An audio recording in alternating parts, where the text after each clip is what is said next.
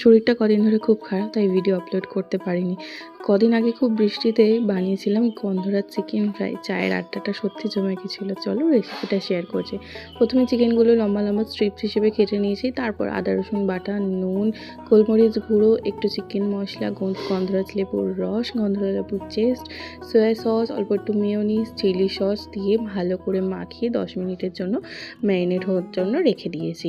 এবার ওটার মধ্যে একটা ডিম ফাটিয়ে সমপরিমাণ ময়দা আর একটু কর্নফ্লাওয়ার দিয়ে দিয়েছিলাম, আর দিয়েছিলাম একটা ম্যাগি মশলার স্যাশে আর অল্প একটুখানি তেল।